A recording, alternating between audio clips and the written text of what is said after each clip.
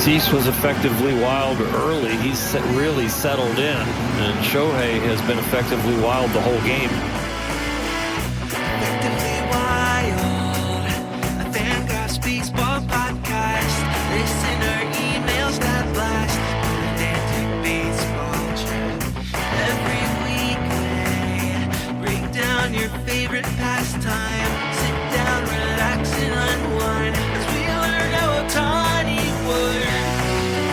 Hello and welcome to episode 2463 of Effectively Wild, a baseball podcast from FanGraphs presented by our Patreon supporters. I am Ben Lindbergh of The Ringer, joined by Meg Rowley of FanGraphs. Hello, Meg. Hello. Let's charge straight into this episode like Jorge Soler charging at Reynaldo Lopez. You're having a really great, totally flawless time. Yes. Yep. Yes. No one has heard me make any mistakes where this intro is concerned. So we'll just continue to just full speed ahead and throw some haymakers podcast-wise. So this mound charge, which was, according to John Boyce, who has developed a database of mound charges, this is the first mound charging in the majors in 4 years. Wow. It's endangered. It's almost extinct. Obviously, there are stiffer penalties when it comes to mound charging. There didn't really used to be rules against this. There have been rules against it for a while, automatic ejection, but they're cracking down on it now. We haven't seen it as much, and maybe that's for the best. Maybe that's nice. It certainly gets people engaged. People are always interested in a mound charge, but we're in favor of a little less aggression and fisticuffs in general. Yeah. But in this case, we had a double suspension, both Soler, who did the charging, and Reynaldo López, who was the charged. They both received 7-game suspensions, which they both appealed.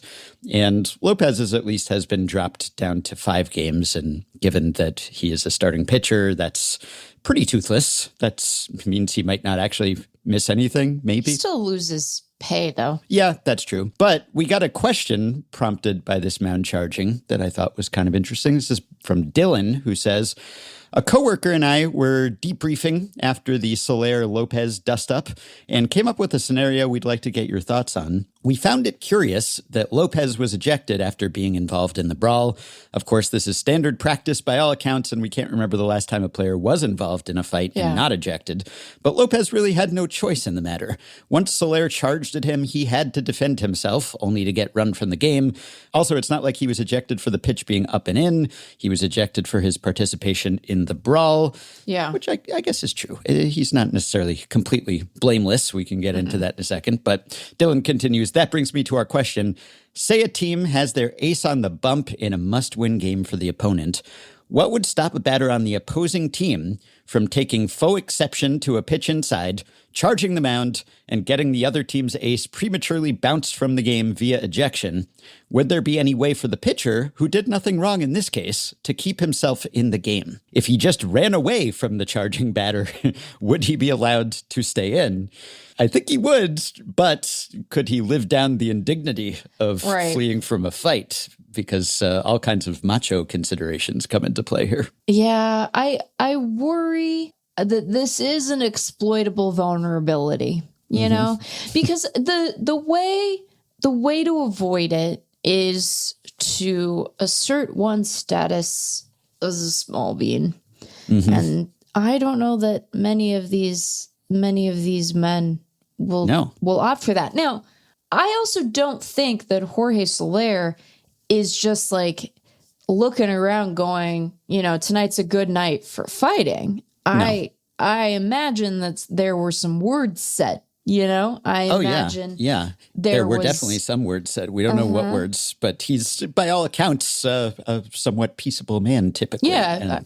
I don't think Jorge Soler has a reputation for being a rabble rouser or an instigator. Now, that doesn't mean that he has to charge the mound. No. We are advocates on this podcast of emotional regulation in the workplace where one can offer it. But I don't suspect that he was completely unaware of what might happen, right? You don't, or if you are, I'll say this and I'm going to do a swear. Don't talk shit if you're not trying to start shit, you know? Like, don't do that. Yeah. That's a recipe for problems. So I do suspect that this is an exploitable vulnerability, although I imagine the reaction on the field would be very different. So maybe this is a circumstance that is unlikely to arise just by virtue of the fact that, words were said. And so this was a hey, we're going to do this. Okay, we're going to do this kind of a situation, and not I'm just standing here. What's your damage, Heather? How many references can I fit into one little exchange here? But I suspect it would be somewhat exploitable. But we've also seen, I guess we have also seen players go, what? Yeah. Yeah, that's true. They don't necessarily run. They don't tuck tail or crumple. They don't like like a play possum or something. Or like a roly poly bug. Right.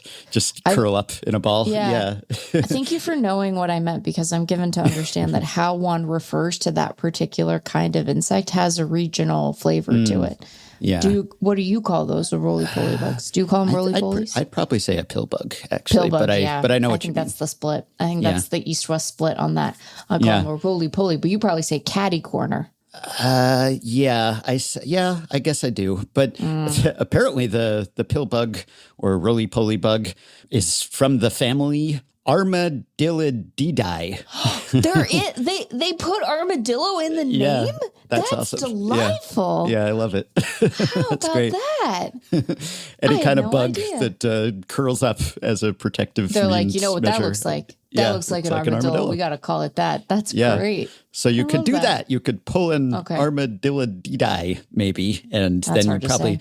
I don't think you would get suspended if you did just sort of, if you just took a dive or just backed away or something, unless you were seen to have instigated it, which in Lopez's case. So the history here, this was not unprovoked. Of course, Lopez says that he didn't throw on purpose, and his manager said that he didn't throw on purpose. Walt Weiss, by the way, he got in there. He was trying to hold back Soler. Soler's a large man. Big guy, yeah. And Walt Weiss is just like doing the holding back. Walt Weiss is in there. Mike Trout is on the other side. And look, we could all, have a moment of concern there, just given be how careful, Mike, please. Fragile he has proven to be. But I do think that an underrated role in the fisticuffs, and we spend all this time talking about the bullpens coming out from the outfield because it's funny, and that's fine. But an underrated role in the de-escalation of the benches clearing brawl, and this was as close to an actual brawl as we've gotten in a little while, although there's been some fighting in the early going here. Anyway, is the guy who's built like Trout. And I think, just to invoke an AL West comp here, Julio Rodriguez has sort of played this role in various Mariners-Astros conflagrations, where it's like the guy who looks like he could credibly play like linebacker, who just gets in there and is like, look, I will lift you up and move you if I need to, but we're gonna be done with this nonsense now. And Trout has just like the veteran authority to do that, and also does look like he's could play linebacker, although I would worry about him getting just pulverized given his various injuries over the years. Yeah, so there's a history here. There's a batter-pitcher matchup history, namely that Soler has just absolutely owned Lopez. Yeah. So they have faced each other 26 times, and Soler is 14 for 23. Oh, wow. With 5 home runs. Yeah. Wow. I mean, it's been a massacre. Runs. Yeah, absolute massacre. That's 2,045 OPS. Beautiful. So Soler has completely crushed Lopez. Yeah. No hitter who has faced Lopez more than 7 times has hit him that hard. And Soler has faced him 26 times. So that's the history. And Soler had hit a home run off of Lopez earlier in that game, in the first inning, and then Lopez hit him with a 96-mile-per-hour fastball the next time, and then in this inciting incident, Lopez threw one high and tight. He said it wasn't on purpose, and Weiss said it wasn't on purpose, but you can understand, I suppose, why Soler would reach the opposite conclusion. Sure. And Also, Soler was sort of staring at him. And what Soler said was, I asked him if everything was okay. And the answer he gave me, I didn't like it. That's why I went out there. So I don't know exactly what the answer was, but he didn't like it. So just saying, Lopez, maybe some incriminating circumstances there, maybe was not completely innocent. And then, of course, he did, you could say in self-defense, but he did throw some punches. None of these punches really landed. No. Probably, like in baseball brawls, the connection rate, the hit rate, it's got to be extremely low. And I don't know if that's just because these are not practiced professional fighters or because their heart's not really in it and they're just trying to make a show of it more than they are actually trying to hurt someone. And they recognize the consequences of actually hurting someone. You probably run that suspension up even more. So even if in the heat of the moment, even if they're seeing red, they don't quite pull their punches, but sort of, maybe it's some mutual, let's make this look good kind of thing. But yeah, if you could document that, I don't know if John Boyce has run those numbers, but I'm guessing it would not be high. But it was sort of self-defense. He still had the ball in his hand as he was throwing a punch. Held on to it the whole time. Yeah, but Dylan's strategy here of just sort of having a sacrificial lamb, kind of like, in video games, I guess you'd call it going aggro, getting aggro, pulling aggro. It's like when you attract attention from an enemy, and so if you're just like a tank, like a character who can take a lot of damage, then you'll go aggro and you'll just get one of the NPCs to attack you, and you're kind of almost creating a diversion, like you're baiting, you're luring the NPC into a trap, and then everyone else can go about their business. So if you did that, and you could have your number 9 hitter, you could have your worst hitter, you could even just have them in the lineup specifically to dupe the opposing ace into getting himself ejected. Now, if it's a must-win game, if it's a playoff game, high stakes, the umpires are probably going to go a little easier, be a little more lenient when it comes to, are we going to actually change the course of this game by taking out a great pitcher in the first inning? Maybe we'll just allow, be a bit more liberal in what we allow here. But yeah, I think if someone charges you and you fend them off and you meet punches with punches, then I think probably you'd be headed for ejection too. So, it's not the worst. It'd be an underhanded way to win. I mean, I'd like to think that teams, just for sportsmanship reasons, would not want to stoop to the level of just trying to get someone thrown out in this way, intentionally provoking them. But would it work? Maybe. Yeah, and again, I don't want to overstate the case. I think the circumstances under which it happens are narrow because, again, you need to be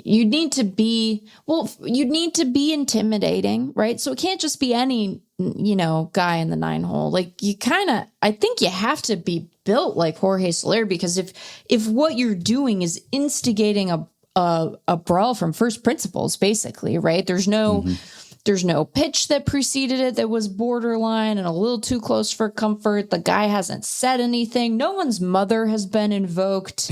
Yeah. If you're just like saying, "Hey, I'm gonna pull aggro," I don't know. Yeah, I think that's one way to say it. Pull aggro. Okay. Well, we're gonna leave that alone, but it's gonna be in the back of my head the rest of the day, and I am gonna be worried about gamers. But if you're gonna pull aggro, you have to in some ways inspire almost a self-defense reaction from whoever is on the mound, right? To be like, okay, holy shit, we're doing this. I guess I gotta respond. True. I wonder if you're almost triggering the fight or flight more than you are insulting the particular brand of masculinity we see most often in the big league context. Where you're like, I see.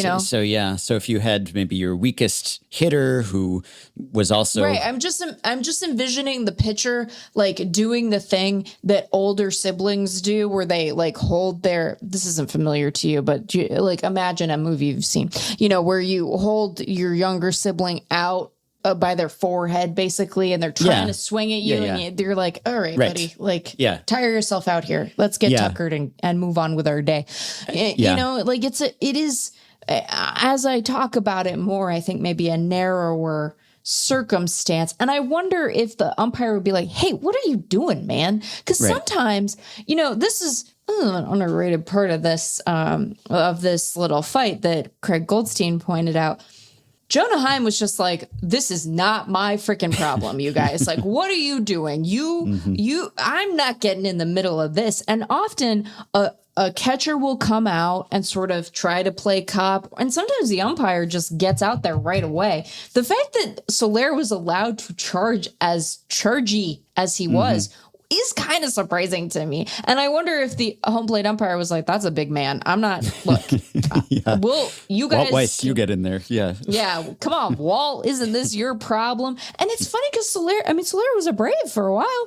Yeah, it's true. Well, I think if you were transparently trying to do this and drawing someone into a fight, then maybe it wouldn't work so well. Yeah. Or if you did, you have to fight fire with fire, fight fists with fists, probably. And if you just sort of stood there and stood your ground on the mound, but maybe just fended them off in a fairly nonviolent, de-escalatory way, then maybe you wouldn't immediately be ejected, especially if they were trying to. Now, if they waited until a pitch got away from you or something and there was one inside just to make it look a little more convincing, then maybe. But if it's just a pitch down the middle and you're like, trying to turn it into a thing. Right. At a certain point, it's like, hey, just focus on your plate appearance, guy. Yes. This is all this subterfuge, all this potential drama. Just focus on the task at hand and try to hit this guy. That's probably a better use of your time and energy than trying to trick him into a fight. Like, come on, don't want to win this way. Be a man, be a grown ass man and just do your job. Just do your job. Well, we know a grown-ass man who is still a teenager, but nonetheless, we know now the extension is official. Yeah. And Konnor Griffin is a Pittsburgh Pirate for many, many years. And they have not really stuck their necks out here, their giant, thick, massive necks. They have awarded an extension to Griffin that I think, if he turns into anything like the player he's supposed to, will work out quite well for the Pirates, which is not to say that this is highway robbery or anything. I think it's an appropriate term and everything. I think it should work out well for the Pirates as long as Griffin turns into the kind of player everyone thinks he will. Then, I think, they'll be getting him at quite a discount here. But it's 9 years. It's $140 million. There are some escalators and incentives. MVP escalators could go up another $10 million max, but that's it. And it's pretty simple. There are no options. There are no deferrals. Nothing like that. There's a $12 million signing bonus that's paid out over a few years, but basically that's that. And this will make him a free agent after his age 28 season. So entering his age 29 season, this buys out his first 3 free agent years. But he will reach free agency, barring a subsequent extension early enough to before he's 30. A massive mega deal here. And that's on purpose. His agents, I think, were looking out for him there. And he can double dip and get even more rich at some point. But I'm happy for Pirates fans who now do not have to start some mental countdown clock here and can just enjoy Konnor Griffin being a Pittsburgh Pirate for years and years. And obviously he and his representatives were happy and satisfied with the terms. And it is the biggest contract in Pirates history, which is not saying much, obviously, but it's not beating saying Brian nothing Reynolds' record. Yes. Yeah.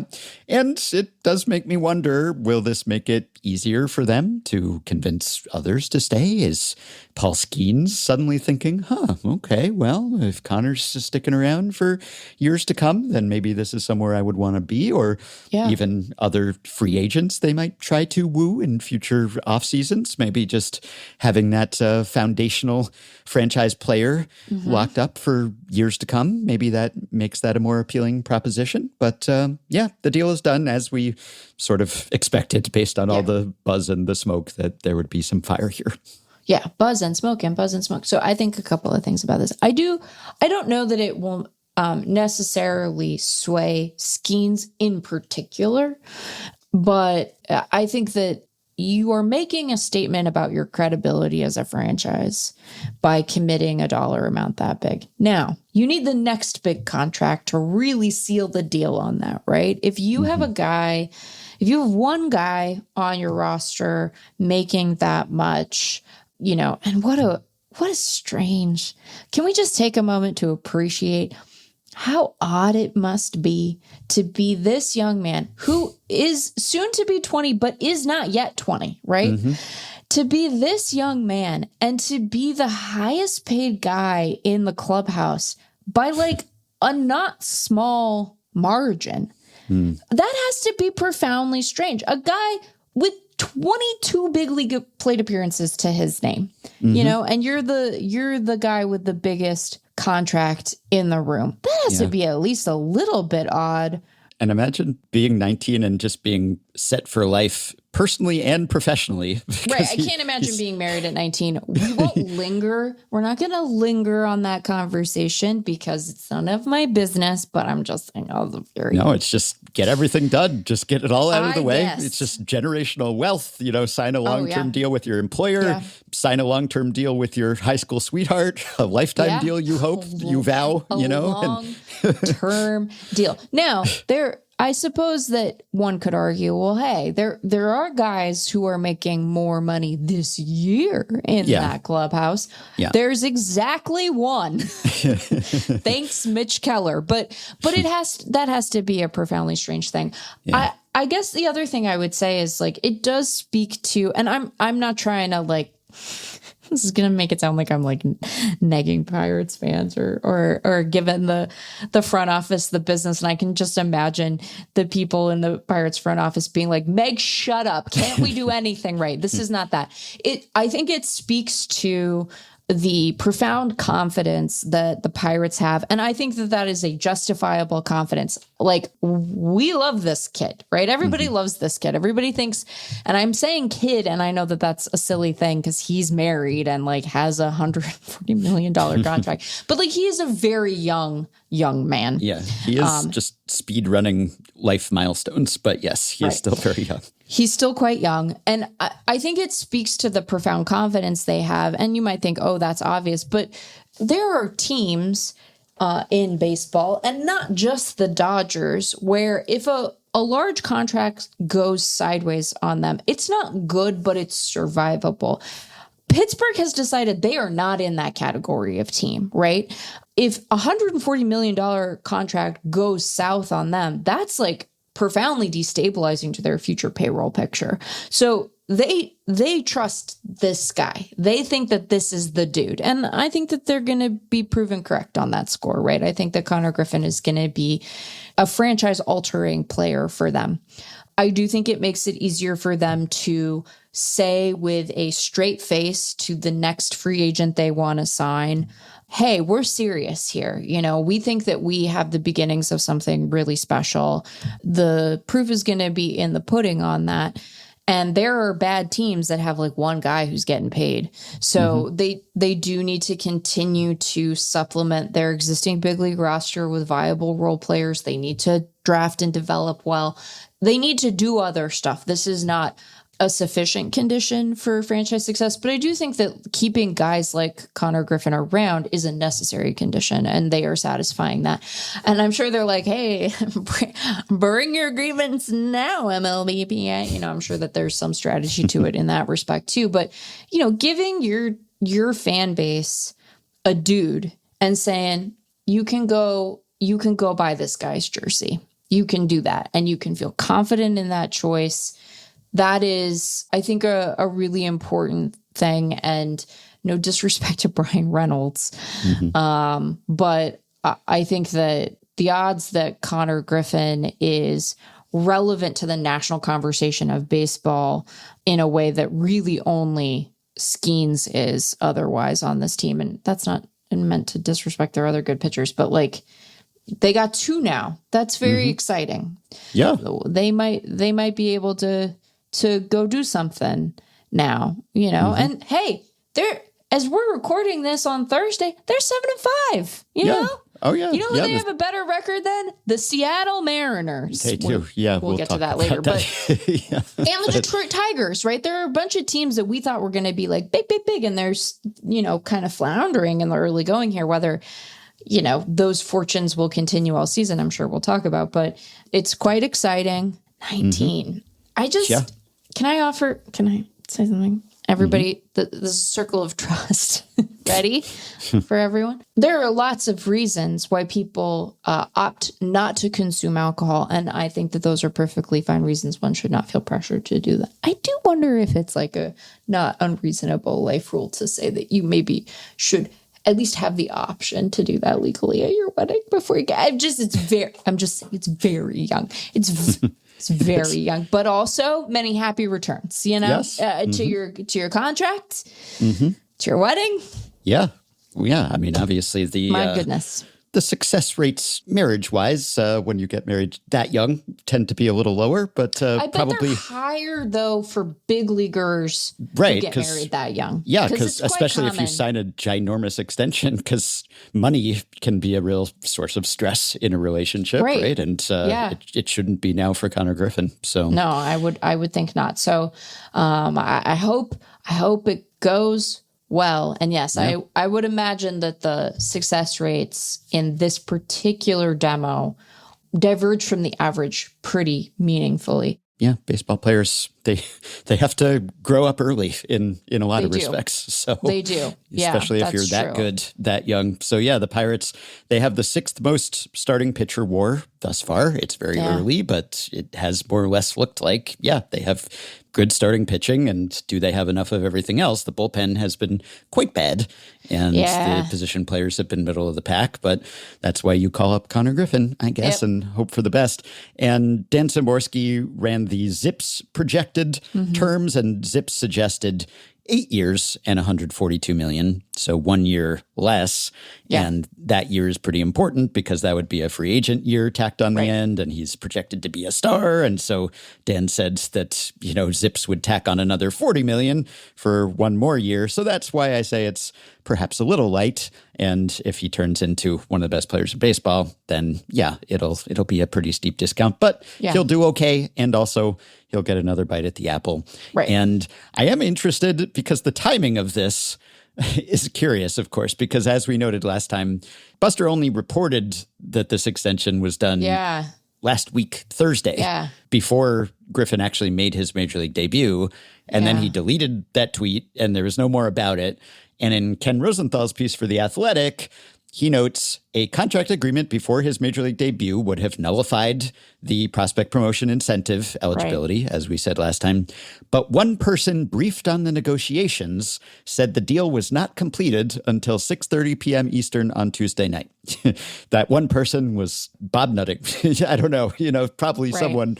Now, I'm sure that's technically true. I'm sure that they didn't sign on the dotted line until Tuesday night or whenever because they wanted to preserve that PPI. And I don't particularly care. I'm not the PPI police here. So, if this deal was agreed to and for all intents and purposes done before he was actually called up, and then they held off on announcing it so that they could get the extension while still retaining the eligibility for those incentives.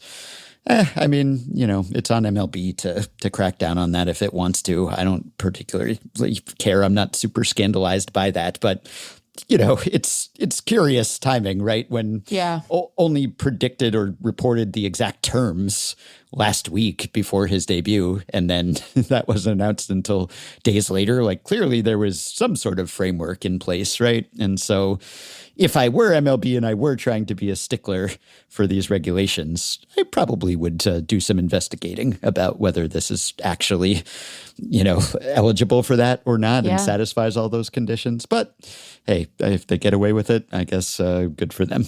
I wonder, and I say this without any inside information, but I wonder if there is a fairly robust mole hunt going on in the Pirates front office, because, I mean, somebody talked to Buster and delete, you can delete all the tweets you want, buddy. Like we all saw that tweet. We saw that tweet. Yeah. And so sort of jumping the gun on that leak could have very real implications for that front office. Now, at the end of the day, you've decided that you're going to keep Konnor Griffin around. So you don't have the service time consideration that they ended up kind of botching with Skeens, where he just ended up getting a full year of service anyway, even though he wasn't brought up within the time frame for a PPI pick. So, you don't care about that. You know exactly how much service time you have with Konnor Griffin. You've made a decision about that. But that draft pick is valuable, particularly for a franchise that still has, as we've noted, work to do to bolster the big league roster. And so that might be a really bad mistake to have made. Mm-hmm. So yes, yeah, you don't want to. If you're trying to do a little bit of, let's sit on this news until, and then that comes out. That could be bad. You'd probably want to investigate how that happened. So anyway, head on a swivel. Pirates front office. So, one little ABS observation here. There was some question before the season about how this would affect players at the top or bottom of the height scale. Yes. And people were saying, well, will this help Jose Altuve? Will this help the smaller hitters? Or will this help Aaron Judge and the big hitters? Anyone with a notably non-standard strike zone who maybe was getting jobbed previously. What a lovely way of putting that. What a nice non-judgmental way of putting that. Yeah, non-standard. Could notably be a supersized strike zone, could be a Honey, I Shrunk the strike zone, but one way or another, you were going to be getting some pitches called strikes on you that probably weren't quite fair, just because it's hard for umpires to have individualized zones for everyone and dramatically different sized people. And Mike Petriello wrote about this a couple times, just using the AAA data and the spring training data. And his conclusion was that this would help the shorter guys and not necessarily the taller guys. He just looked at the challenge rates, and it just seemed like the shorter guys were having more success with challenging than the taller guys. And so that was kind of his conclusion. And that seems to have been borne out in Jose Altuve's case, at least, because he's off to a fantastic start. He's one of the top 10 hitters in baseball this year. He has a 204 WRC plus as we speak here on Thursday afternoon in 13 games. And also, he is getting a more favorable strike zone called. So this does seem to be playing out the way that one would have expected, and not necessarily just directly from challenges he has issued, although he has been one of the more frequent challengers. He actually said, I think, coming into the year that he didn't expect to challenge that much, but he trails the major league leader by 1. He has issued 4 challenges, and he has been correct 3 times. So although looking at where those challenges were, you might expect that they would have been on high pitches that were called strikes on him. They actually weren't. They were on low pitches or pitches to the side, but they have gone his way more often than not, those challenges. But I think it's less because of the specific pitches that he has challenged, and just because I think umpires are just more mindful of this now, because they know that the challenge system is there, and that if they screw this up, they're going to get embarrassed in front of everyone. And so you can kind of see it if you look at Baseball Savant. So I looked all seasons. This is his, 16th Major League season. So I looked at just the called strike rate on pitches that he has taken. And this year, it's 29.4%. That is the second lowest called strike rate on taken pitches on Altuve. Only 2016 was lower. And then if you get more specific and you do pitches that were not in the strike zone, in the rulebook zone, that were called strikes on him, pitches that he took, this year only 4.9% of pitches that he took outside the rulebook zone have been called strikes. And that is the lowest rate of his career thus far. And, small sample, we're talking 5 called strikes out of 102 total pitches satisfying these criteria. So, change it by a couple pitches and outcomes, and this would look different. But it is, I think, meaningful maybe that this is the lowest rate thus far of his career. And I think this is actually paying dividends for him. And he has walked more often than he has struck out. He has walked way more than he's ever walked in a full season before. I'm not saying these numbers are going to hold up and that he's suddenly going to be a 200 WRC plus and almost 400 BABIP guy, or that he's going to be walking a Juan Soto rate or anything like that. It's a hot start to a season. It's 57 plate appearances. But coupled with the expectation that this would benefit him, and coupled with the observation that he is getting more favorable calls than he had in the past, I think there's something to this. I think there's some signal amid the noise here. And, he's obviously on the downside of his career here and the backside of his career. And last year, he had a weak year at the plate. It was a down year by his standards, and he's 35, and so, almost 36, turns 36 in a month or so. And there is a question of how much does he have left? And obviously defense, not really his strong suit. I think this could kind of give him a second wind, maybe, and help compensate somewhat for declining skills. You have this perfect storm with him where he has a non-standard strike zone. And also is sort of on the downside of his career, and the margins matter more there, right? Or maybe it's better said that you have less margin for error. And so if you are able to extract small concessions in the count, well, that can matter for anyone, and particularly maybe for someone like Altuve, where it's if you can boost your on base percent, you just have a better, maybe more reliable way to have value at the plate. I could see that making a difference. My suspicion would be that it is more about bringing that non-standard zone in line with a standard zone than it is any particular boost or degradation relative to skill. But it does make sense to me that it would matter more, Yeah. And Bradley Woodrum wrote this week for BP about the strike zone, and it seems to be a bit taller and skinnier this season as umpires have been more mindful of this, because really the zone itself has changed. It's confusing because the rules say that it's still a 3D zone, and just if you pass through any part of that space, then it's a strike the way it was before. They haven't really changed the rulebook definition of the zone. It's just that there's this ABS zone, which is sort of separate because it is just a flat plane in the middle of the plate, and it's customized more precisely now and calibrated based on the actual measurements of the hitter. And so you do have sort of separate definitions of the zone now, but I think the definition of the zone that umpires are using on all pitches now is very much influenced by the definition of the zone for challenge purposes, because now they're subject to challenges on any pitch. So they kind of have to call it the way that it is according to the challenge system all the time. So it has been actually a bit taller and skinnier in general, but for Altuve specifically, and there was another BP piece about Altuve this week by Jarrett Seidler. I think for Altuve, it has led to a bit of a lower zone just because he's not having a standard strike zone called on him, even though he is smaller. So that's interesting, because imagine if it turns out, if he does have sort of a resurgence here, and it turns out that actually, he was kind of playing on hard mode all those years. Not just by being shorter than the typical player, but because he was actually having an unfair disadvantage because umpires weren't calling the strike zone on him the way that it should have been called.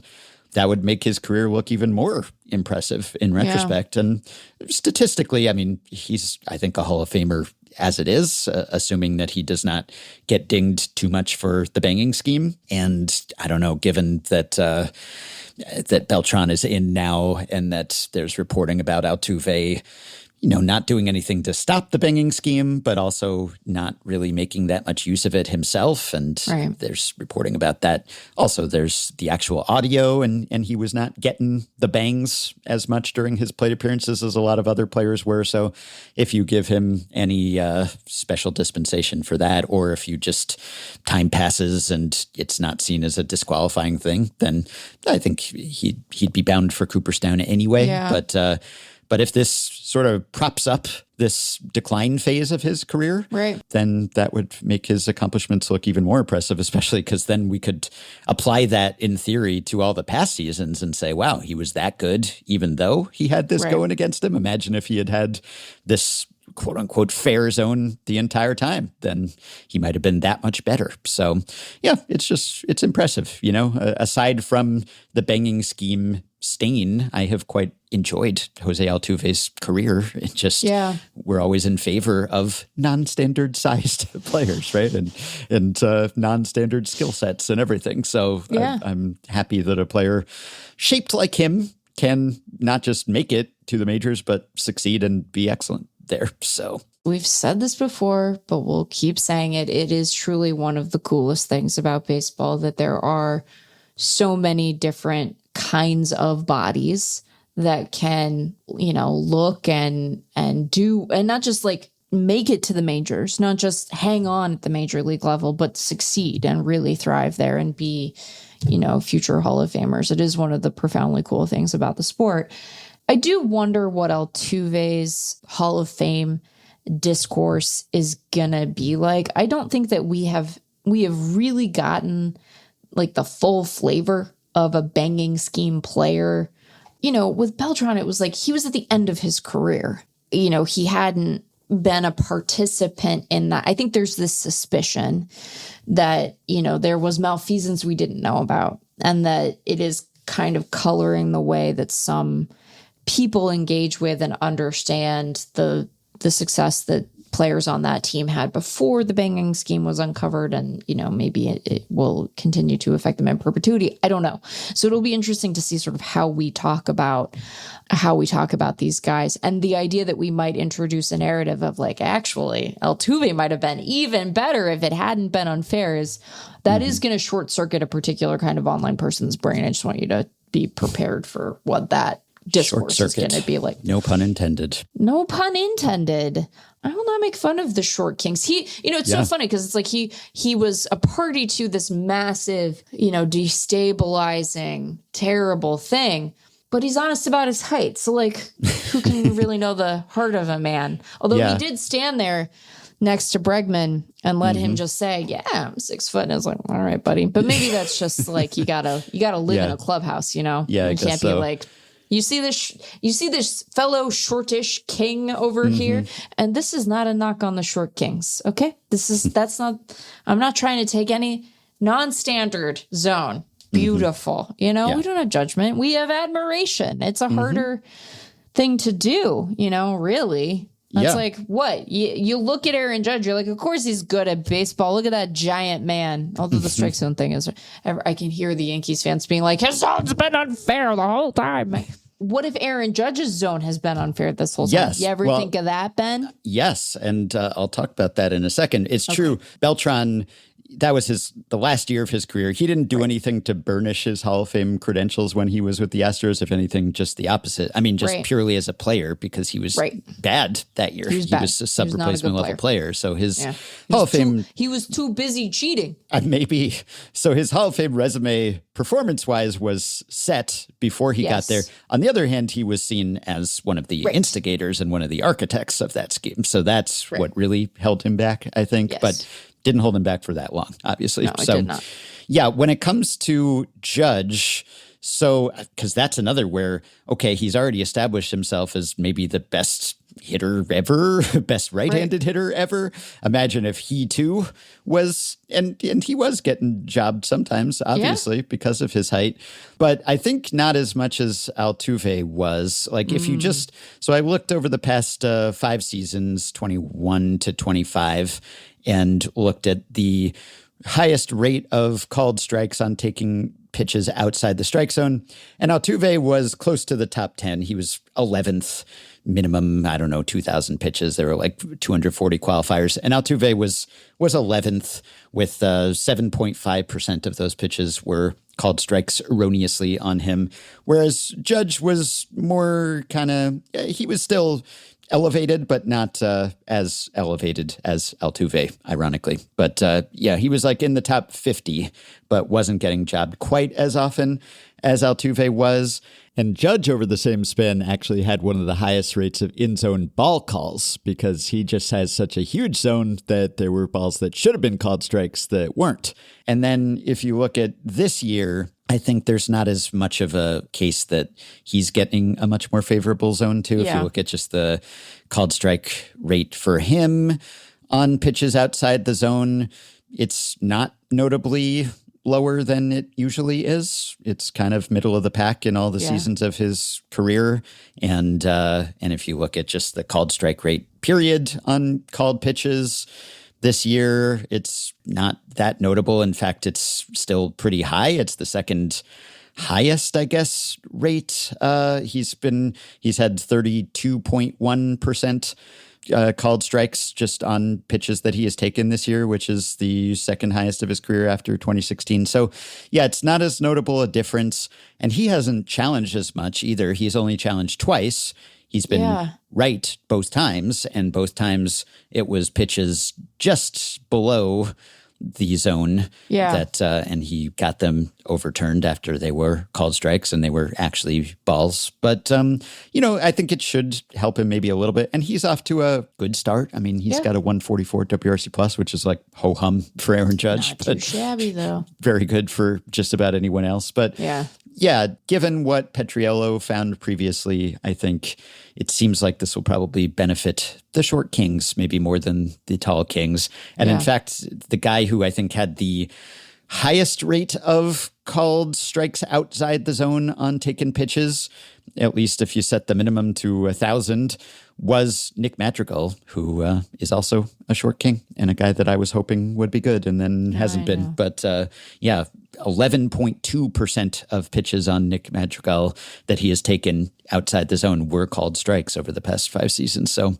he needs the challenge system too. Anyway, early returns, small sample, caveats abound, but it does appear that that is holding up and that the short guys are getting a boost, which, they need because it's still a slight disadvantage, They need a boost. They need a little booster seat. They need a boost. Mm-hmm. Okay, so we said last time that we would take a look now that we're 2 full weeks into the season.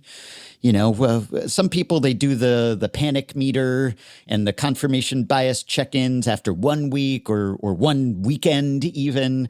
But not us here at Effectively Wild. We're very demure, very mindful. And so we wait 2 full weeks to do our should you panic about these teams. And I won't even call it that really. We're just looking at the teams that have hurt themselves or helped themselves the most.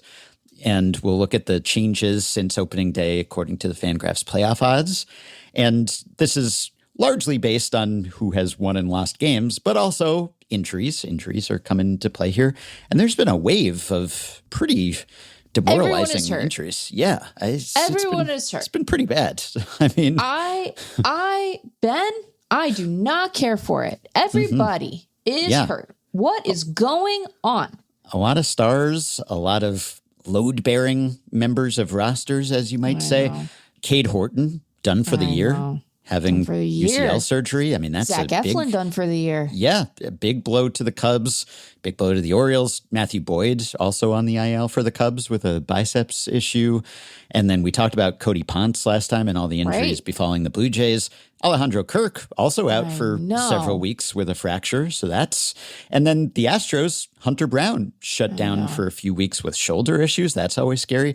And Christian Javier removed from his most recent start with shoulder tightness too. And then Juan Soto, not serious, but he's on the IL with a calf issue. Mookie Betts with an oblique issue. Yeah, it's one after another.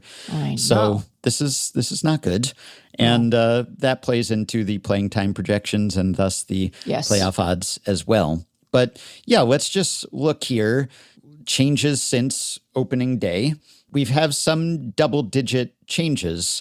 And, it's hard to affect your fortunes one way or another. But as Dan Szymborski documented in another recent post for FanGraphs, headlined, "Yes, Pennants Can Be Lost in April," it is true that, it's meaningful to have a dip in your playoff odds this early in the season. Because there is a school of thought, as Dan noted in his piece, that it's just variance and everyone's bound to have hot streaks and cold streaks and slumps. And so it's just you're just getting one of those out of the way, basically. Yeah.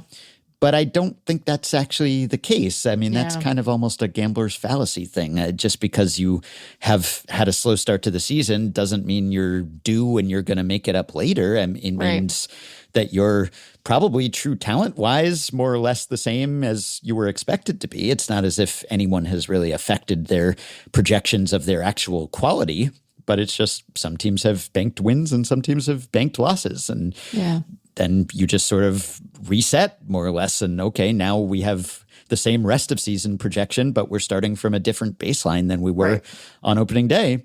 And as Dan noted, that does actually affect things. And I thought it was clever of him. He put it into perspective by noting that the changes in playoff probability after even 1 week in April, that's essentially equivalent to the changes that you see at the trade deadline.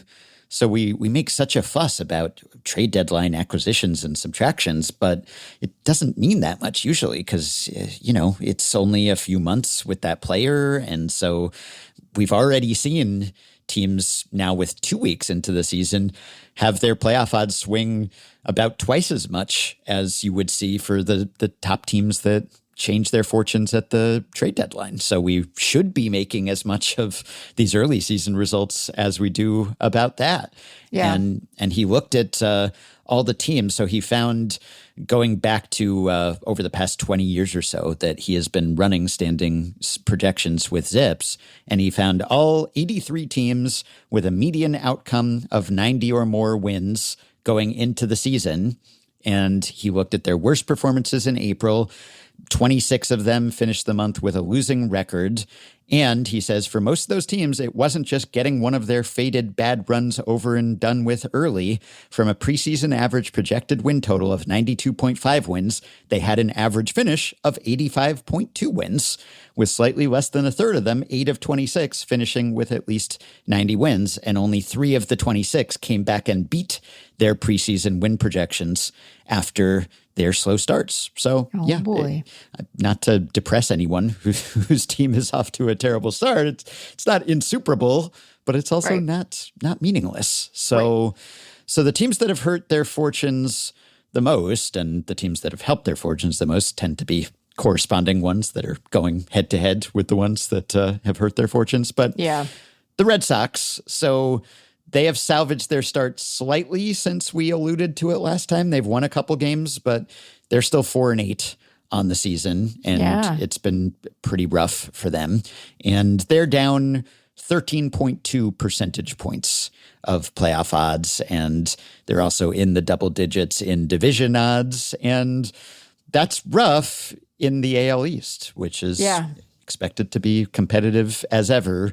They have been helped by the fact that the Blue Jays have also lost about 8.4 percentage points and are themselves off to a rough start, 5-7 with the aforementioned injuries.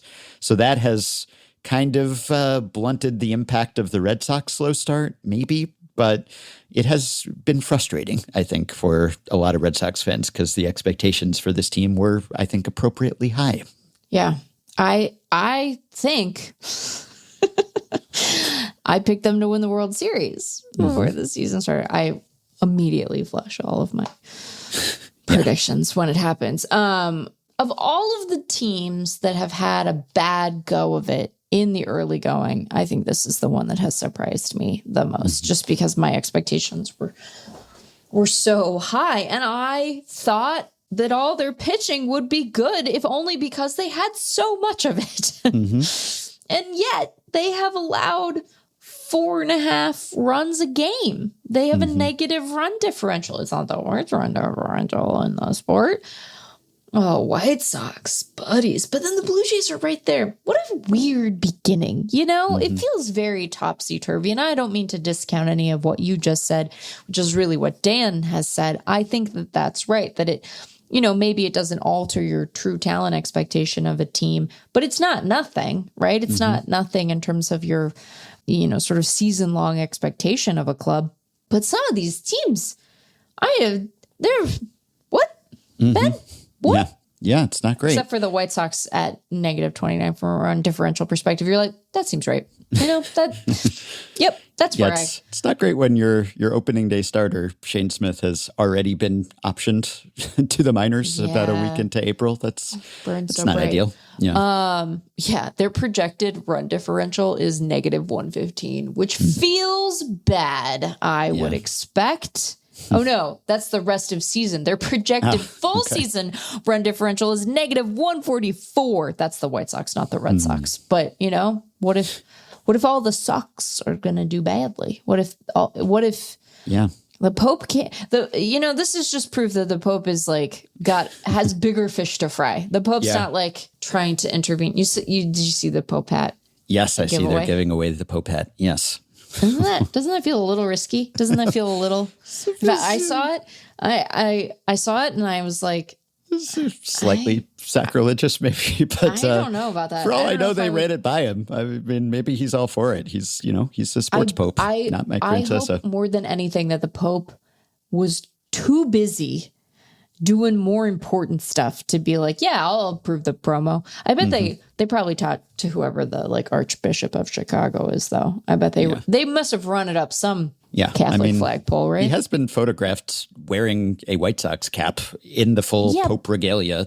But he hasn't altered the Pope hat, though. No. That I'm sure has a specific name. Anyway, the Red Sox.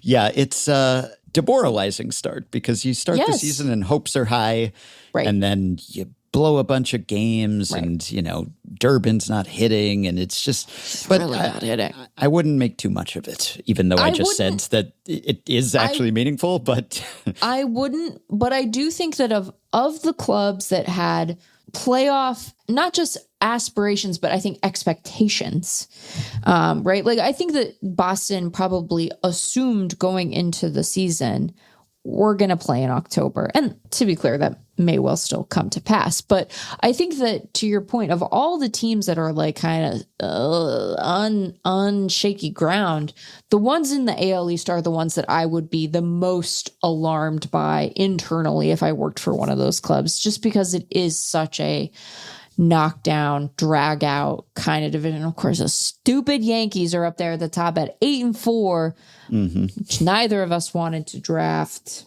in the fun draft. Well, we said they'd be good, just maybe that they wouldn't be that fun, but that they'd be boring. I guess you'd call the Pope hat a miter. A miter.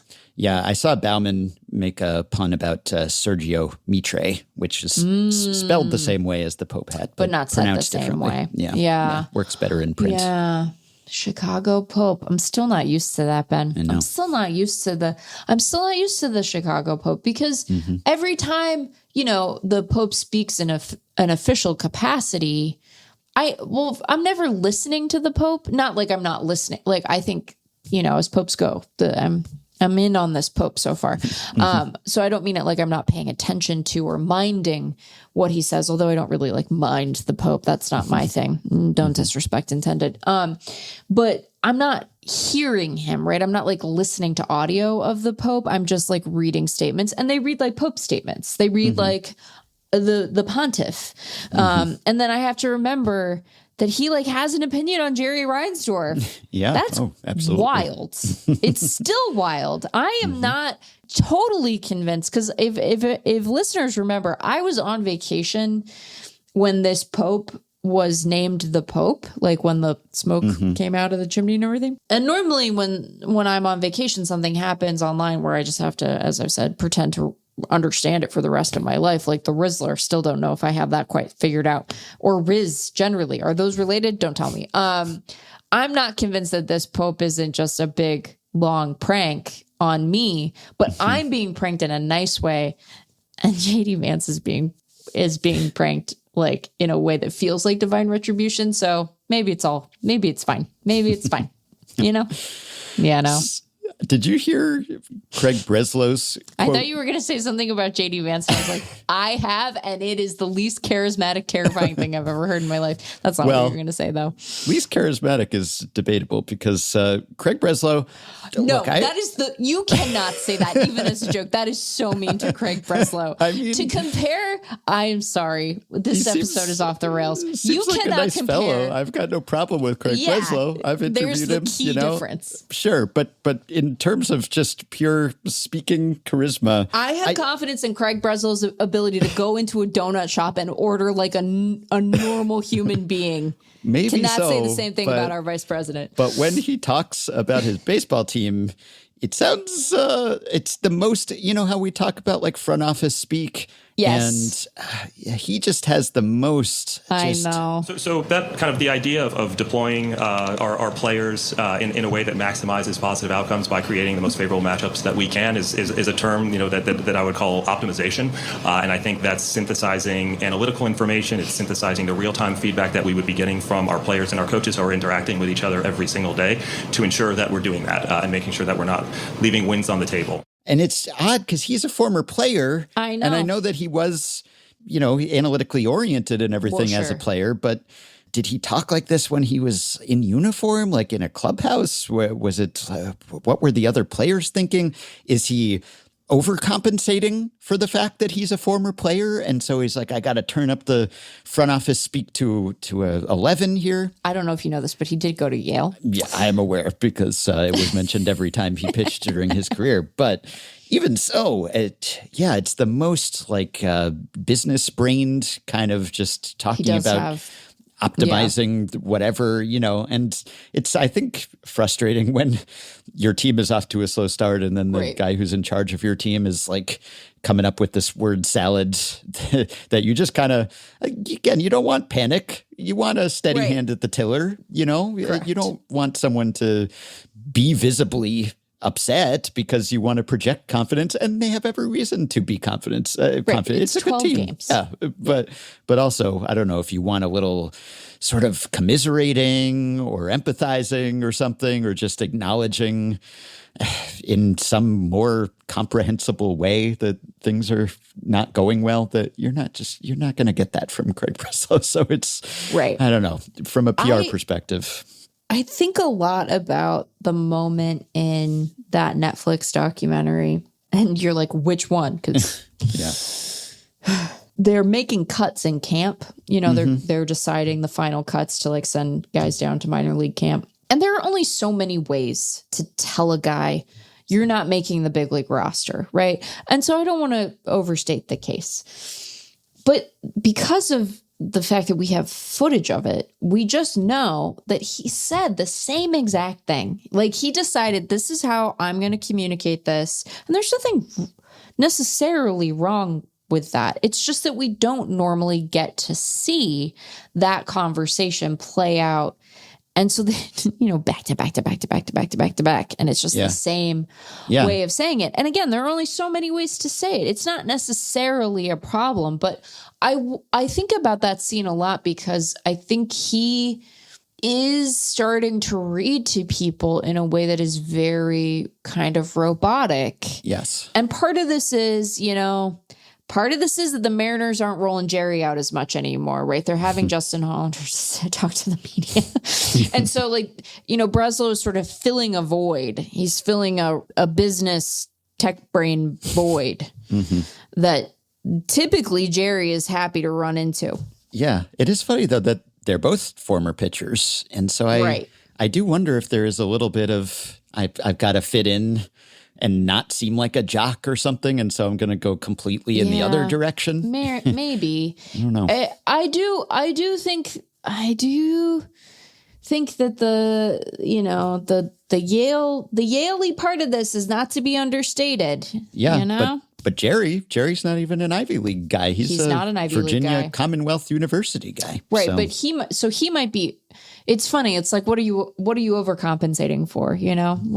Jerry might feel out of place as a former player who doesn't have sort of a prestigious pedigree, right? Whereas, many, as you have written to great effect, and I think better than anyone, like, a lot of these former player types who are heading front offices now, dispositionally and sort of resume wise, not all that different from the typical CV of the guys running the show who didn't come up through the player pool. So who knows?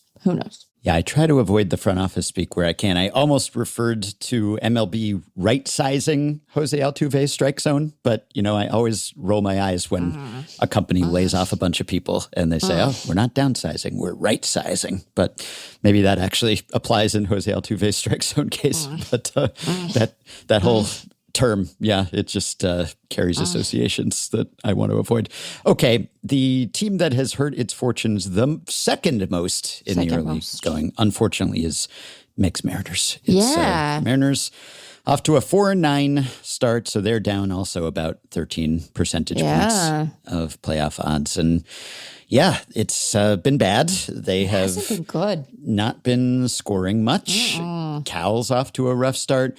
Julio, as ever, is off to a rough start. When does he ever look good early in the season? But he's looked particularly bad thus far.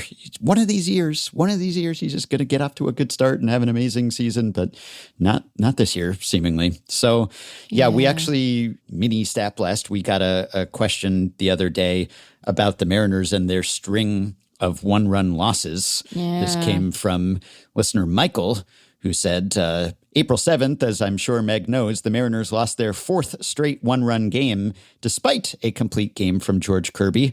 Although I'm tempted to ask a stats question about Kirby's knack for paying homage to King Felix, what I need to know is this. What is the MLB record for most consecutive one-run losses? Are the Mariners chasing yet another historical milestone in futility? A cursory Google search didn't turn anything up, so I'm coming to the experts. Well, the experts went to Baseball Reference's StatHead tool and found that this was not a record. The record is seven consecutive one-run losses. And that was the Washington team, I guess Baseball Reference calls them the Nationals in 1919. And they lost 7 consecutive games by one run. And they lost a lot of games in general. They were 56, 84, and two ties that year. So that's not good, but 4 is not that notable. It's rare, obviously, but nothing historic. It's happened 223 times going back to 1898, including 6 times now in total by the Mariners as recently as 2023 and 2024. So not even really that new for the Mariners. The good news is they have snapped this streak because the game after that, they lost 3-0. By 3. Yeah. So now they've lost 5 in a row, but and also they scored 0 runs. Yeah. But they lost by more, which I guess is worse. But at least they snapped this streak. Anyway, offensive futility. It has also been a demoralizing start for a team that was seen as maybe the best in the league.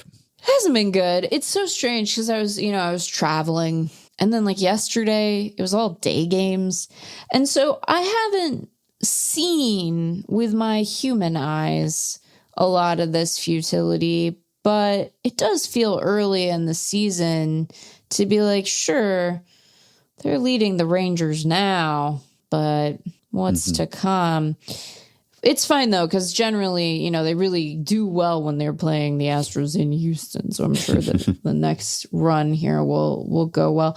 I don't care for it. I really don't. I feel like I was a really good sport about Joe Adell and the robbing of the home runs because I don't want the young man's career to be a problem. But also, enough already, all right? You guys, boys, yeah, gentlemen.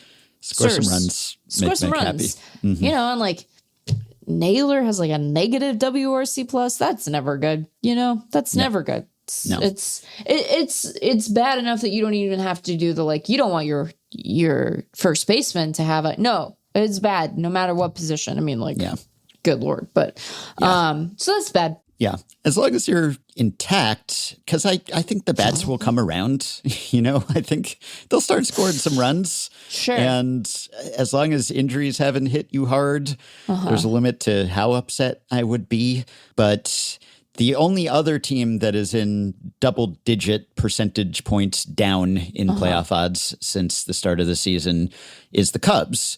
Now, the Cubs are off to a 6-6 start, which doesn't sound so bad, but they're down about 11 percentage points. And they're injured.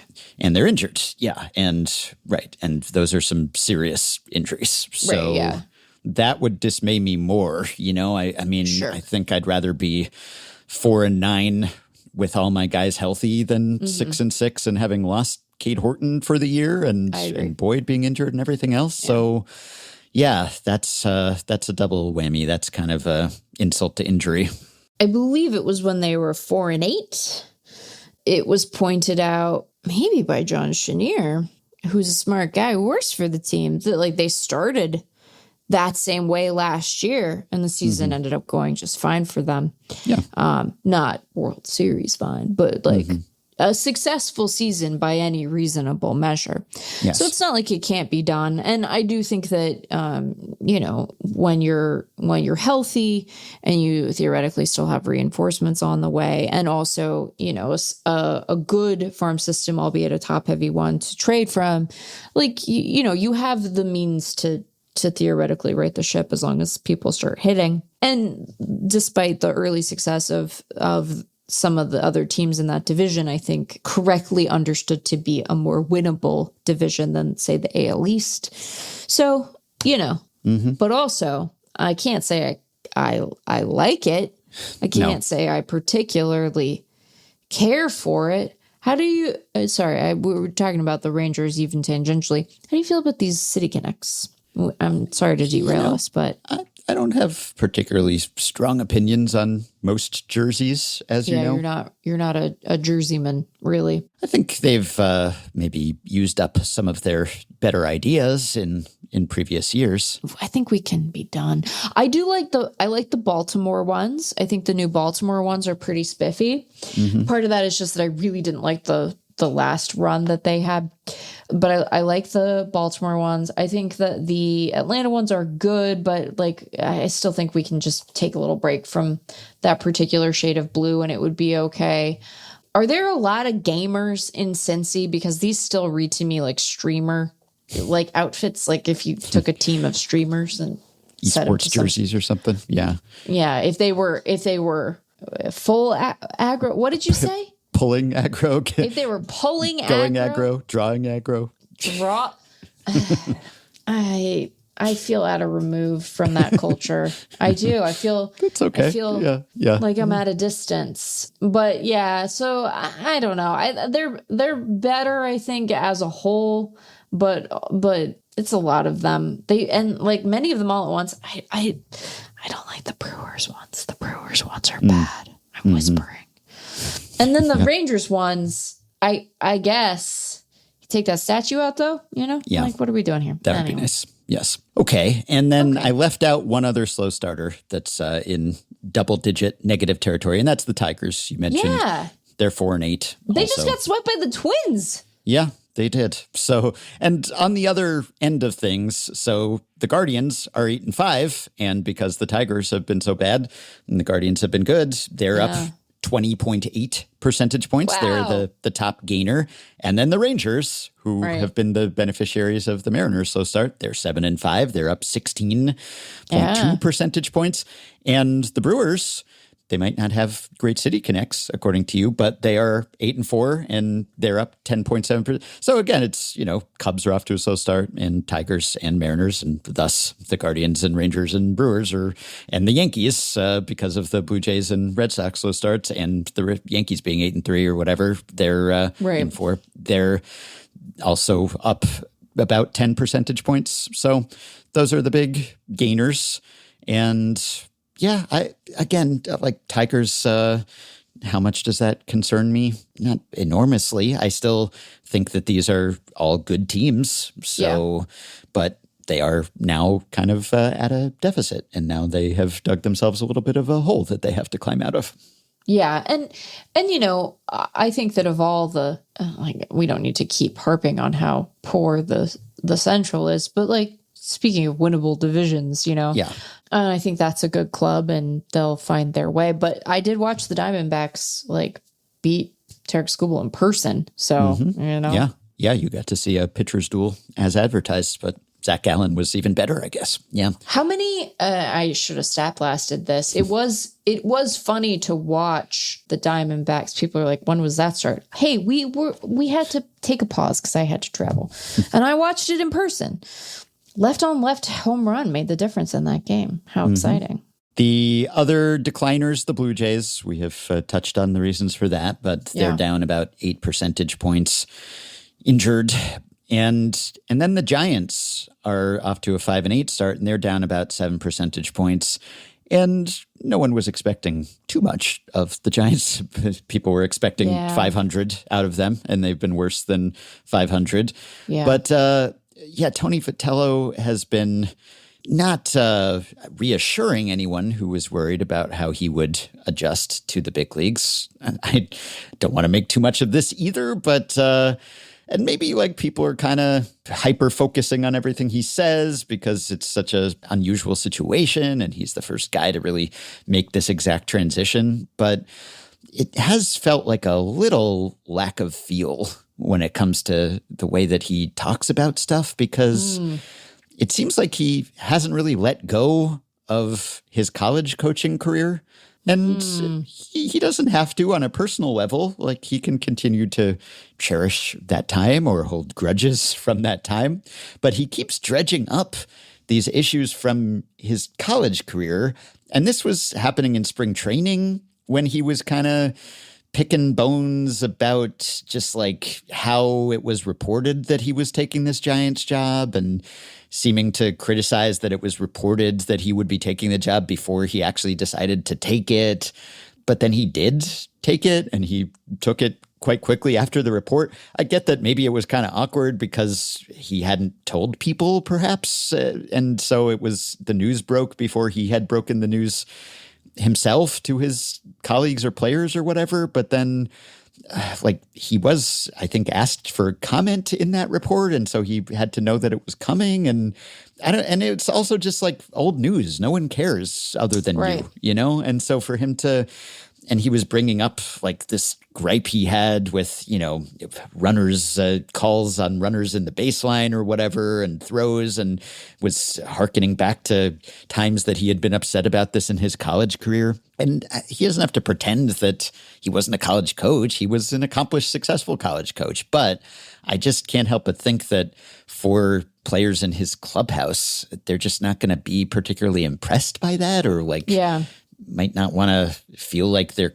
coach's, their manager's head is still sort of in college. It's hey, this is the big leagues, Yeah. And if the knock on him was going to be that he hadn't played or coached at this level, then would you want to be constantly reminding everyone that that's your background? So that, coupled with the slow start for the team, and then talking about little issues. I mean, there was the Chapman in the mound visit telling Casey Schmidt to catch the effing ball, right? And, maybe that's just a veteran with a little tough love for a rookie or whatever. But and then Chapman made his own mental mistake. And then Vitello came out and said there had been a few clubhouse issues, but they were minor, but also why even mention them then? And make it sound like there's a bigger issue than there is. And then also him talking about Kanye, or I don't know,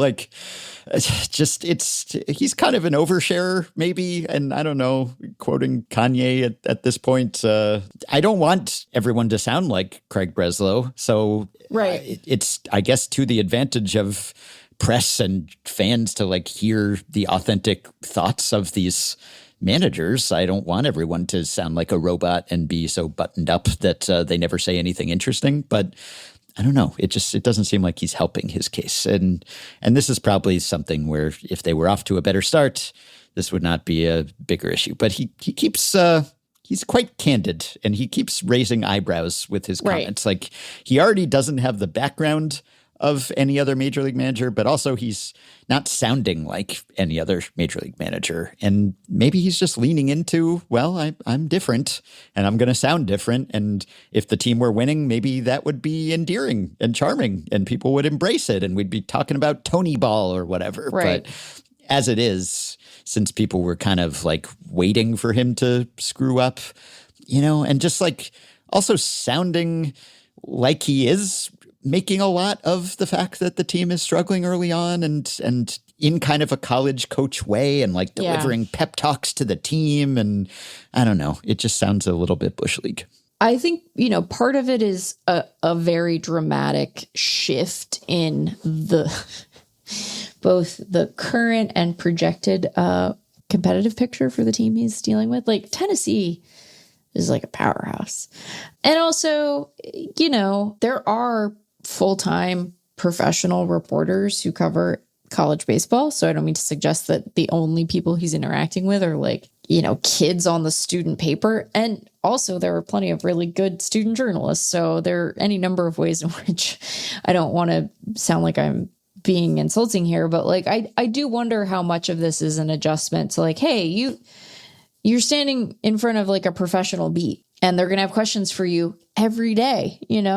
They are often going to concern why your club isn't winning because your club isn't. So I think there are just any number of things separate and apart from the managerial differences of being a manager versus a coach, which is like the split, right? You talk about college coaches and you talk about big league managers. And I think that there are any number of things that are just different.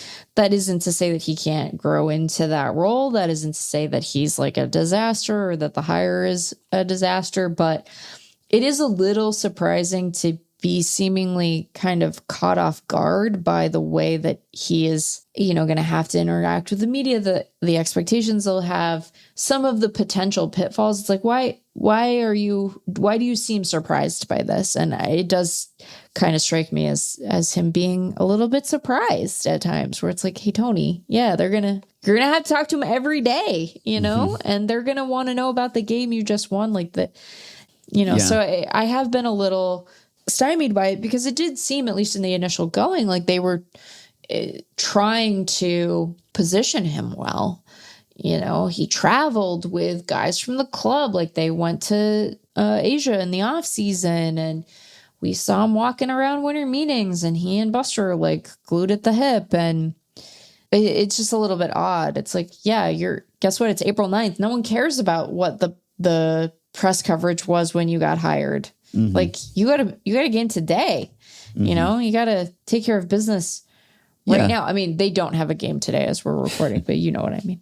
Yeah. And he was talking about how it was just like after they got shut out a couple times, which is not how you want to start, but not that big a deal. And he said it's emotional in the clubhouse and there are a lot of tryhards. He's calling his players tryhards as if they're just pressing or something. And it's just a little stream of consciousness, I guess. He just kind of just says whatever's on his mind in this very not media trained kind of way, and just divulging to say like there were a few clubhouse issues, and then he's like, and we were able to keep them from you guys, which is great. A couple things we were able to keep from you guys, which was great. But then you're revealing that you kept things that were happy. Why even say them then? It's so, I don't know. Maybe he'll get used to it and the team will start winning a bit more and it just won't be that big a deal. And it's like, I appreciate that the separation that we're implying between the majors and the college ranks is like perhaps not quite as clean as we're suggesting. You're dealing with professionals, and I understand that the distinction between a professional and an amateur these days is less stark than it used to be. But, there's still coaching that goes on at the big league level. You still have to mentor. There are aspects of being a college coach that I could see being incredibly valuable in a big league setting, even as you're having to navigate the reality of these being professionals, and many of them on that roster, big league veterans. You still have an opportunity to teach and to coach and to bring guys up. Like that still happens there. And it's not like he's the only one on that coaching staff. So you have other people who have experience in that context. But surely you didn't disclose every like unflattering or contentious moment at Tennessee. Right. And they were a bunch of college kids. They were probably being knuckleheads in ways that would horrify us. Yeah. Knowing the vibe of that clubhouse, I wouldn't be shocked. So, and by that clubhouse, I mean the Tennessee clubhouse. So I just think that, like, we're seeing the rough edges, and we are particularly mindful of them because the team isn't playing especially well, and it could all sort itself out, but it does feel, well, like a less professional outfit than you might expect from a big league manager, but you know. Yeah. Okay.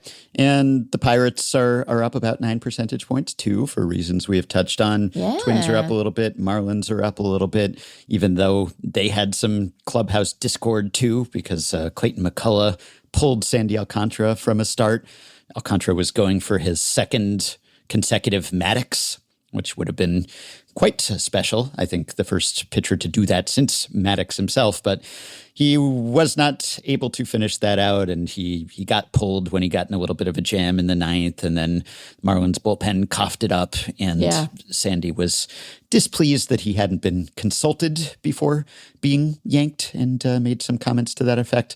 Also, I'm confused about what they're doing. Joe Sheehan pointed this out in his newsletter, but they're pretty strictly platooning Owen Casey and just not having him start against lefties, which just seems weird because, well, why not see if he can hit them? He hit them okay in the minors, and you're bringing in Austin Slater, who hasn't even hit lefties himself that well lately and isn't a big part of your future. And Casey's like a cornerstone you just made a big trade for, and he's hit perfectly fine. So it's weird to platoon a guy like that. It's strange. They're weird. There is kind of a weird. There may be a little bit of weird work, like I like that they're trying stuff, but I don't like the stuff they're trying. I know, it's Do you know what I mean?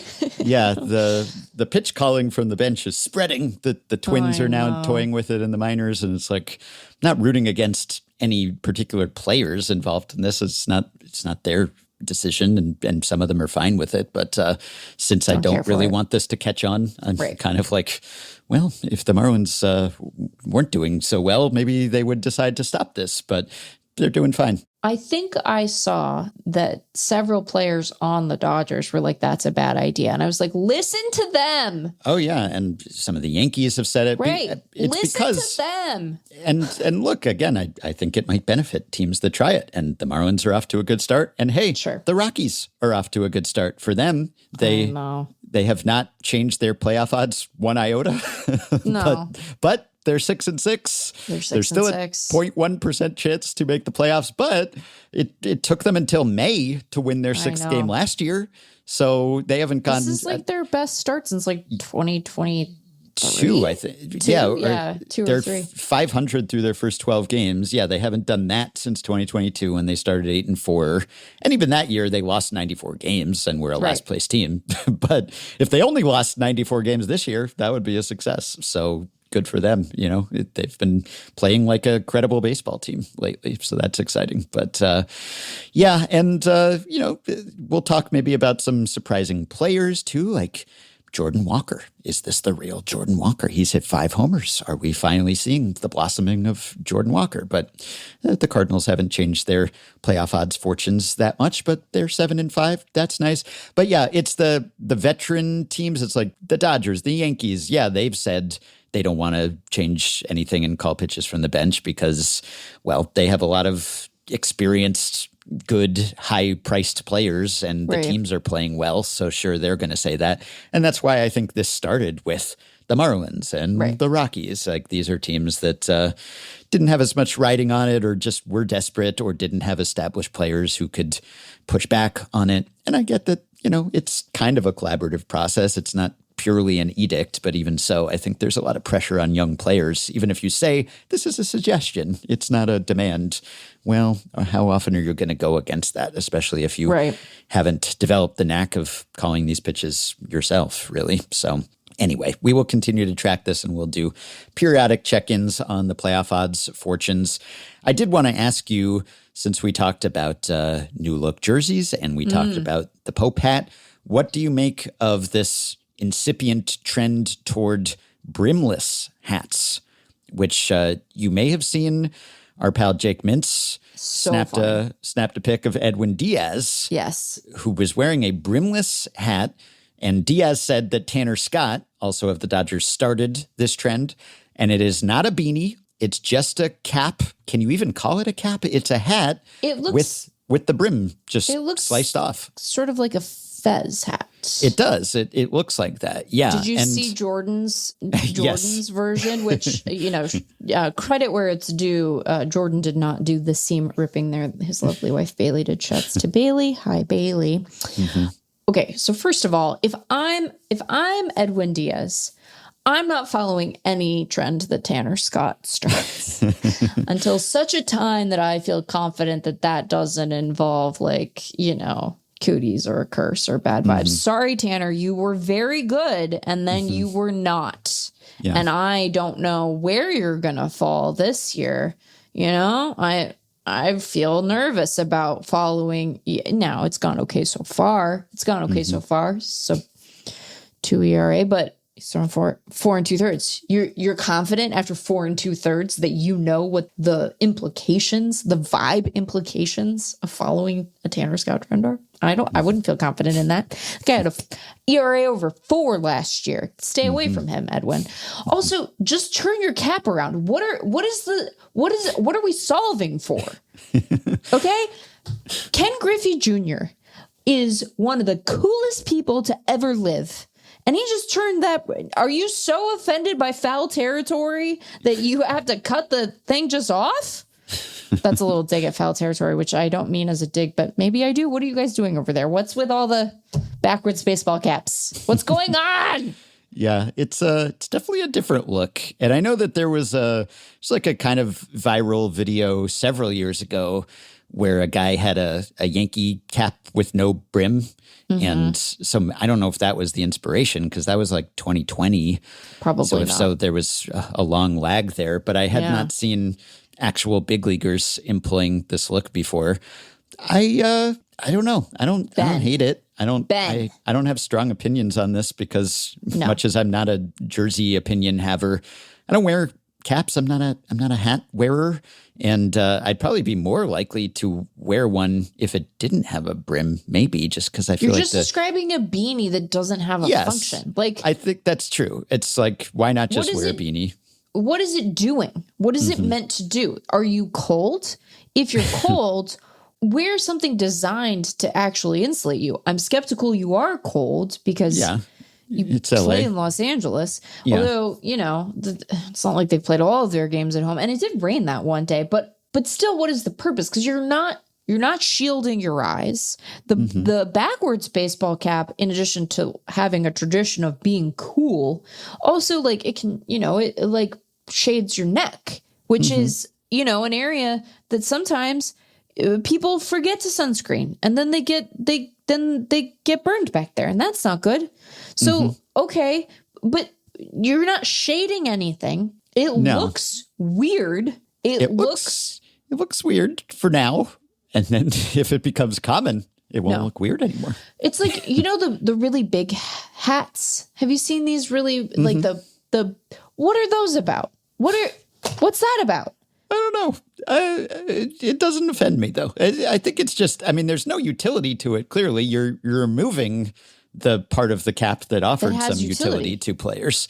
Right. But I think it's purely just a fashion statement. It's purely like, wouldn't this be silly and perhaps fun? I get players they can be copycats. I'm guessing that this will catch on to some extent. Why?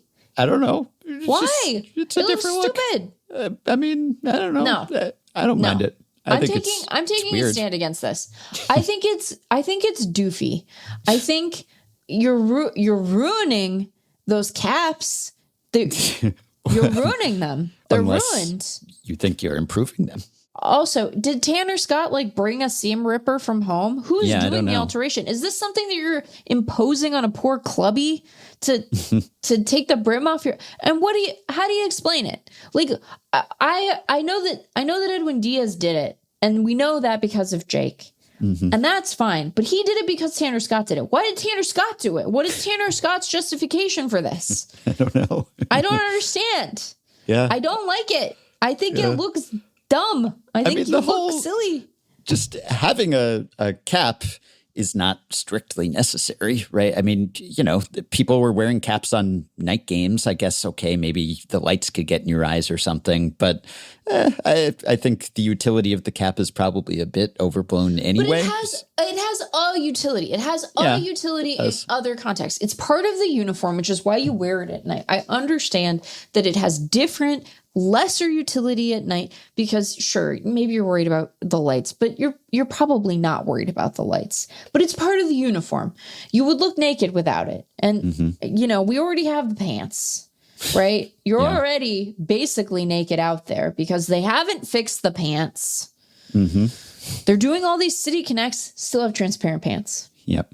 They still have sheer pants. Insist that they were always like that. They were not like that. No, I'm slamming my keyboard down. I don't like it. I understand that there are a lot of kinds of hats, and not all the hats are about utility. Some of them are about beauty. They're about it looking pretty. They're about it looking This is why I don't wear hats mostly, because I don't care about making fashion statements, and I wouldn't make good ones if I did, probably. I'm going to say something, and I want to preface it by reminding you that we are friends and you are dear to me. But if I could speak to Edwin Diaz and Tanner Scott and anyone else this man doesn't care about fashion. He just said that. And he thinks this is good. So, like, make of that what you will. Okay? Just, like, take that piece of information in. And I am no fashionista. Okay? And I famously like very ugly hats. Sometimes I'm like, that hat's ugly. Give it to me. But I'm here to say this is a bridge too far, even for me, a person who isn't turned off by ugly hats. Some hats are ugly, and I'm like, I don't know, I kind of need that. I have some hats, and I've been told, I'm like, I need that hat, and then someone will be like, you're not going to wear that, and I'm like, yes, I will, and then I don't, but I have it, and I look at it, and I'm like, that's so ugly. Yeah, I don't know if it's good. I'm not necessarily endorsing it. I'm neutral. I'm indifferent. I think it's fine. I need an articulation of what about it Tanner Scott. What do you like, Tanner? And the problem is the Tanner is pitching well in like limited action, certainly, but he's pitching well. And I'm sure that that's a great relief to him and a tremendous relief to the Dodgers and a really great relief to Dodgers fans. But it's like, why did you do it? Why did you do it? What inspired you to do it? Why were you like, I should do that? Yeah. And again, did he do it or did he make someone else do his crafts for him? In which case, why? If this catches on, presumably they will just start selling hats like this, right? And they will just have rimless hats that you can buy. I am making such a why face about that. I just don't understand. So many, like, baseball caps are great, and there are so many good ones, and even the ugly ones will keep the sun out of your eyes. And it's like, if you're going to do creative stuff with hats, then move off of the cap genre entirely. There are so many different kinds of hats. It's true. Like, and other caps, if you're removing the bill, other caps would probably be more comfortable anyway. Right. So that's one reason. Yeah. Yeah. Okay.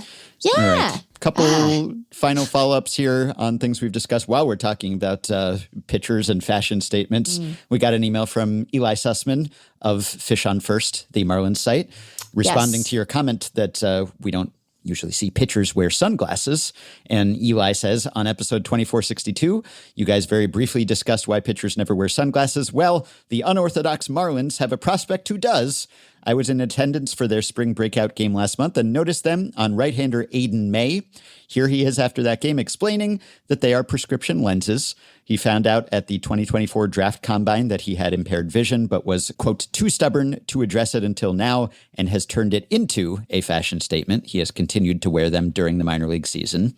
And there's at least a little precedent for this because I was reminded that Keiagawa used to sometimes wear sunglasses when he was with the Yankees. And I think in his case, he did it because in Japan, he had pitched much better in night games than in day games. And so when he pitched in day games, he wore sunglasses not to block out the sun necessarily, but to simulate night games. Replicate the experience of a night game. Yeah, I'm not sure how well that worked in his case, but yeah, in both of these cases, though, it's still there's some reason other than just wanting to block the sun, which is the reason why a lot of players wear sunglasses. You need more than that if you're a pitcher. I guess that it's not sufficient. You need, either you need a prescription, so you have to wear some sort of glasses, so you might as well, or you're trying to make it look darker to fool yourself into thinking that it's a night game or something. There's always some sort of explanation, some extenuating circumstance. That's so funny. Yeah, it's not totally unprecedented. Also, we talked last time about Patrick Corbin. He's actually starting Friday for the Blue Jays. So it turns out not a long lead time there. He's just about ready already, which means, bump up the innings estimates accordingly. But John Schneider, Blue Jays manager, this was posted by Keegan Matheson, who covers the Blue Jays for MLB.com. John Schneider, on the feedback he got about Patrick Corbin from old teammate Max Scherzer, I think Max actually called him a sled dog. It was the first time I've heard that. I guess he just kind of does what he's told and pulls the sled. So Patrick Corbin, a sled dog, according to Max Scherzer, which I guess that's what we were saying, more or less. He takes the ball, he just stays in harness. You tell him to run and he just runs. And I guess that's what you want when everyone else on your staff is injured. That's so funny. Yeah. Sled dog. Sled dog. Yeah. We talked about Carter Jensen and his oversleeping.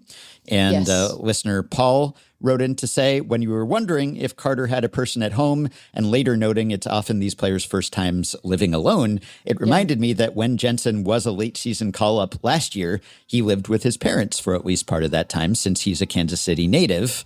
And Paul says, my siblings and I were joking that this wouldn't have happened to him last year because his mom would have woken him up. It's true. That's probably part of why this doesn't happen more often. Also, Paul says, it seems like the Royals have moved on to the friendly razzing stage of this story because since the incident, the team hit celebration has become the nighty-night laying your head on the pillow move, which I think is pretty funny. And Jensen did that himself the other day, and other players have done that too. So now they're doing the, put your head on your hands thing after you get on base. So that's fun. I like, message was sent and they did the rebuke and now everyone can laugh about it, hopefully. And they've incorporated it into their, and for Jensen to poke some fun at himself, a little self-deprecating humor. I like that. So, that's a happy ending to the story, maybe. And then also an email from listener Jonty, who wrote in to say, the discussions on episode 2460 and 62 about starting pitchers staying eye-washingly serious during ring ceremonies made me think of a game back on August 27th, 2021, when Andre Jackson, then of the Dodgers, was warming up for his second big league appearance after having made his major league debut 11 days prior. Sportsnet LA, the Dodgers RSN, did a segment about him on their show Backstage Dodgers. The stadium will often play segments of Backstage Dodgers before games, and the one about Jackson's debut was playing on the day he was set to make his second career appearance. This was happening while Jackson was in left field doing some early warm-up tosses. Endearingly, Jackson stopped to watch himself on the big screen. My partner Linda was there for the game and captured the moment, and he sends us some photos of this. Of course, this is not nearly the same level of pomp and crowd attention as a ring ceremony, but I appreciated Jackson showing us he's a normal person, just taking it in. And in retrospect, I always had an inexplicable little fondness for a guy who pitched 39 innings for the team I follow. I think this little human moment explains it.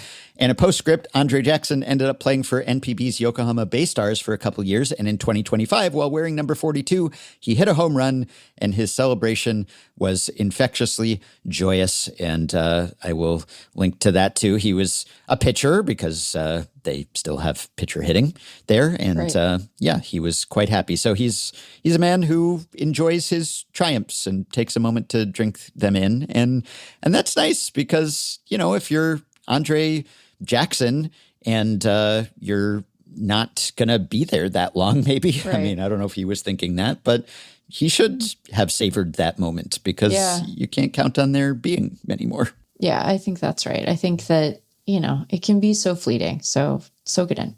Okay. Congrats to White Sox right-hander Duncan Davitt, my guest on episode 2419 back in December. As you might recall, he is not just a pitcher, he's also a sports writer on the side. Had a great conversation with him and expected that at some point I would be able to wish him congratulations for making the majors this season, and I didn't have to wait long. He has been summoned to try to improve that White Sox run differential. So, a newly minted major leaguer we have already met. Another fun little mini blast by Patreon supporter TRW in the Stat Blast channel of our Discord group. Well, not so fun if you're a Tigers fan, as TRW is, but the Tigers won on April 4th, bringing their record to 4-4. Since then, they've lost 5 straight, meaning that their record was 4-5 on April 5th, which is April 5th in month, day format, 4-6 on April 6th, 4-7 on April 7th, 4-8 on April 8th, and 4-9 on April 9th. This is the longest such streak since the 1904 Philadelphia Phillies, who went from 5-18 on May 18th to 5-23 on May 23rd. And that streak of 6 ties the longest ever streak of record matching date in month-date format. If you go by day and then month format, the record is 8, set by the 1939 Yankees, starting on May 14th, 1949, ending on May 21st. And they went from 14-5 to 21-5. TRW says the schedule makes these streaks impossible in certain years, basically the entire second half of the 20th century. They became possible again only in recent years, and they've really flourished. 2020 is the only season in which a month-month, day-day, or day-day, month-month streak happened in August. In month and then day format, all other streaks happened in April or May. In day and then month format, there were a couple that happened in June, otherwise all in April or May, usually an early season phenomenon. So if the Tigers lose again on Friday, they could set a record-related record. And one more late-breaking follow-up on the outro to our preceding episode. I talked about how Andy Dirks has been referring to some pulled batted balls, some pulled hits as good pieces of hitting or nice pieces of hitting, counter to the convention that phrase be reserved for going the other way, not trying to do too much, etc. Jason Benetti informed me that Dirks is not doing that on purpose to try to reclaim that phrase. However, listener Brad wrote in to say, Boog and JD in the Cubs TV booth had an extended conversation last year about the phrase good piece of hitting, how it's typically used when a player has a weak hit away from his pull side. Then they started saying it when someone hit a ringing double or homer, because that's when we actually should be complimenting a hitter. Well done, Boog and JD. Boog went to my high school, so you know he's a great guy. And we'll know that you're great if you support this podcast on Patreon, which you can do in time for our next episode, which will be a subscriber-only full episode, by going to patreon.com/effectivelywild and signing up to pledge some monthly or yearly amount to help keep the podcast going, help us stay ad-free, and get yourself access to some perks, as have the following 5 listeners: Andy Kims, Adam Barber, Wiley McLeod, Ben Etter, and Shane. Thanks to all of you. Patreon perks include the aforementioned weekly subscriber-only episode, our monthly subscriber-only bonus pod, our Discord group for patrons only, our exclusive live streams, personalized messages, prioritized email answers, FanGraphs memberships, and much more. Check out all the offerings at patreon.com/effectivelywild. I am grateful for you all. Other podcasts that I have done have come and gone, always subject to the whims of other decision makers, but not this one. And that's thanks to the listeners who have stepped up to support it, and also now to get some good stuff too. If you are a Patreon supporter, you can message us through the Patreon site. If not, you can contact us via email. Send your questions, comments, intro and outro themes to podcast@fangraphs.com. You can join our Facebook group at facebook.com/group/effectivelywild.